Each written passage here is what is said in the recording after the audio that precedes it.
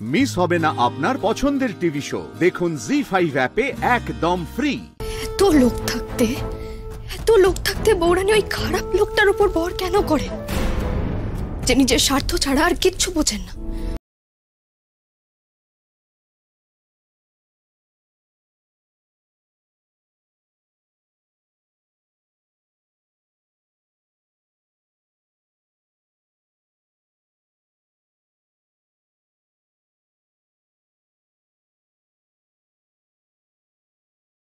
নয়,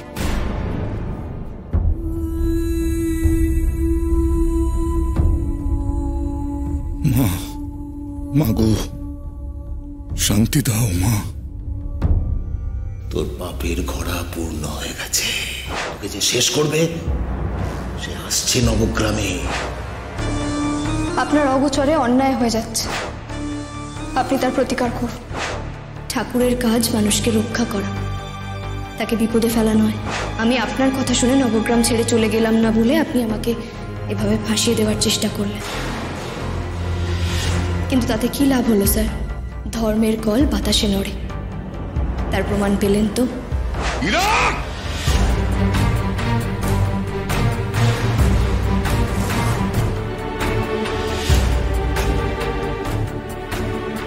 আমি তো জানি যাদের মধ্যে ঐশ্বরিক ক্ষমতা থাকে, যাদের মধ্যে ঈশ্বর বিরাজ করেন, তারা ক্ষমাশীল, তারা মানুষের মধ্যে প্রেম দেখতে পায়। আপনার উপরেও তো বৌরানী ভর করে স্যার, কিন্তু কই, আপনি তো ক্ষমাশীল হলেন।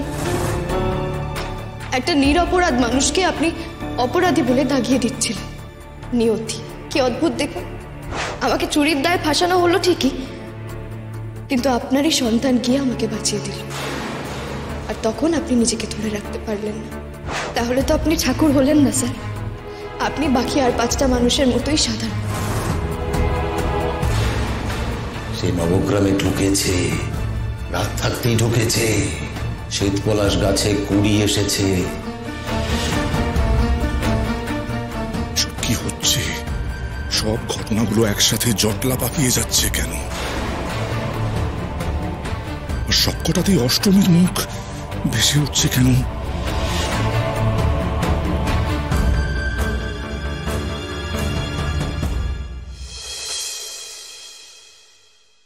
আপনি কি করছেন এগুলো? এই শাড়িগুলো বার করছেন কেন? এখন এখান থেকে চলে যাচ্ছেন না কেন? সেটা আমি আপনাকে বলতে বাধ্য নই। আপনি আমাকে বলতে বাধ্য নন, 100 বার আমাকে বলতে বাধ্য। আপনি বুঝতে পারছেন না এখানে যা যা ঘটছে সবকিছুর জন্য আপনি দায়ী? কি হলো, চুপ করে আছেন কেন? উত্তর দিন। আপনি আমাকে এড়িয়ে যেতে পারেন না। আপনি তো বলেছিলেন এখান থেকে চলে যাবেন, তাহলে দাঁড়িয়ে আছেন কেন? চলে যাচ্ছেন না কেন? ইরা দিদির জন্য। কি বলেন আপনি? ইরা দিদির জন্য? আপনি কি মনে করেন আপনি এখানে এসেছেন আমাদের বাঁচানোর জন্য? আপনি মনে করেন আপনি এখানে থেকে গিয়ে আমাদের ভালো করবেন? আসলে কি বলুন তো, আসলে উল্টোটা। আপনি এখানে থেকে প্রতি পদে একে একে আমাদের সকলকে তিলে তিলে শেষ করে দিচ্ছেন। আপনি ভুল করছেন, আপনি আসলে সত্যিটাকে এড়িয়ে যাচ্ছেন। অষ্টমী, আপনি আপনার সত্য আপনার কাছে রাখুন। আমি একটাই কথা জানি, যে আপনার জন্য মা এবং ইরার ওপর বিপদ বাড়ছে। আমি নিজের বিপদের কথা ভাবি না। আমার সারা জীবনের লড়াই মা এবং ইরার অধিকারের লড়াই। আর আপনি যখন থেকে এখানে এসছেন না, প্রতি মুহূর্তে পুরুষোত্তম সিংহকে চ্যালেঞ্জ করছেন, আর আমার লড়াইটা কঠিন করে দিচ্ছেন। কেন করছেন এরকম? আপনি কি ভাবেন বলুন তো? আপনার বাবার হ্যাঁতে হ্যাঁ মেলালে আপনি এই লড়াইটা জিতে যাবেন। এভাবে মুখ বুঝে সবকিছু মেনে নিলে আপনার মা আর বোনের অধিকার ফিরে আসবে। আমাকে প্রশ্ন করাটা সহজ আয়ুষ্মান বাবু, কিন্তু আমাকে প্রশ্ন করে আপনি এই লড়াইটা লড়তে পারবেন না। আপনার বাড়িতে প্রতিনিয়ত যে অন্যায়গুলো হয়ে চলেছে তার বিরুদ্ধে কেন প্রতিবাদ করেন না? কেন তখন চুপ করে থাকেন বলুন? আপনি আমার বাবার কথা বলছেন তো? আমি একটা কথা খুব ভালো করে জানি, যে ঠাকুর পুরুষোত্তম সিংহ কখনো ভুল করতে পারেন না। বাহ, তাহলে তো এত কথার আর কোনো দরকারই নেই। যা হচ্ছে হতে দিন। একদিন বড় মা আর ইরা দিদি নিজেদের অধিকার পেয়ে যাবে, আর আপনারও লড়াই শেষ হয়ে যাবে। অষ্টমী, কিছু ভুল বলছি?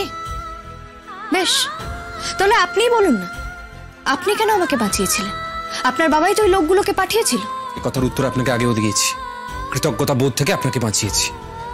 আচ্ছা, তার মানে আপনার বিবেক কাজ করে, আর যখন আপনার বিবেক কাজ করে তখন ঠাকুরের নির্দেশগুলো আপনার ভুল বলে মনে হয়। আর যখন আপনার বিবেক ঘুমোয় তখন আপনি আপনার বাবার হ্যাঁতে হ্যাঁ মেলান, তাই তো? চোখ খুলে নিজের বাবার ভুলগুলো দেখুন আয়ুষ্মান বাবু, একদিন আপনিও বুঝবেন বাকি সবার সঙ্গে সঙ্গে আপনার বাবা আপনাকেও ঠকাচ্ছেন।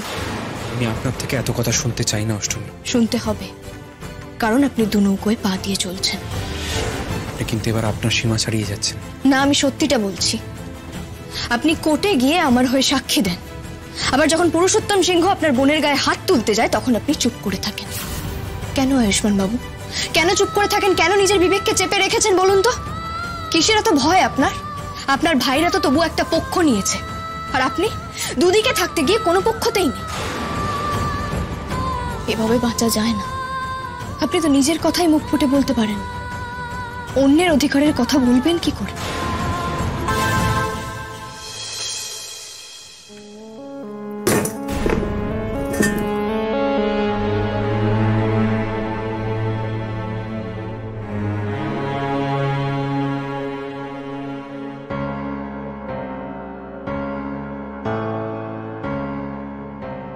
মনটা খুব অস্থির লাগছে।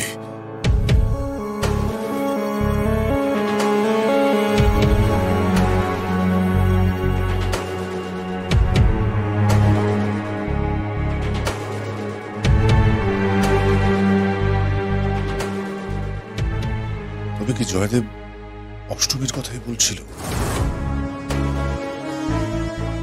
তা কি করে হয়? আমি তো অষ্টমীর মধ্যে কোনো দৈব লক্ষণ দেখিনি। আমি বেশি ভাবছি, আমি বড্ড বেশি ভেবে ফেলছি। কিন্তু যেটা হলো সেটাও তো মেনে নেওয়া যায় না। এর প্রতিকার করতে হবে, প্রতিকার করতেই হবে। বাবা, কি বলবে বলো? দিদি আদালতে যেটা করেছে সেটা নিয়ে নবগ্রামে কানাকানি চলছে।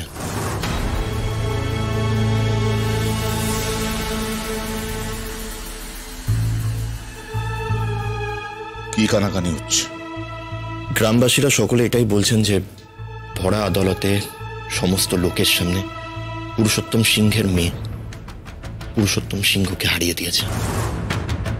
ঠাকুর নিজেই নিজের পরিবারকে সামলাতে পারছেন না। আর বাবা, এই ঘটনার পর থেকে গ্রামবাসীদের মধ্যে আপনার ক্ষমতা নিয়ে একটা সন্দেহ জেগেছে। আর সেক্ষেত্রে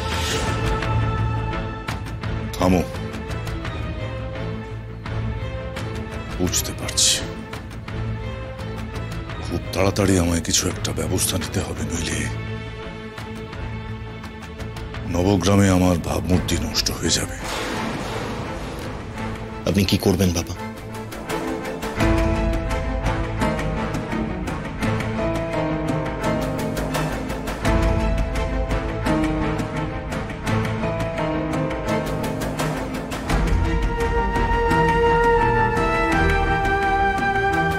জি5 ডাউনলোড করুন আর সব এপিসোড দেখুন একদম ফ্রি।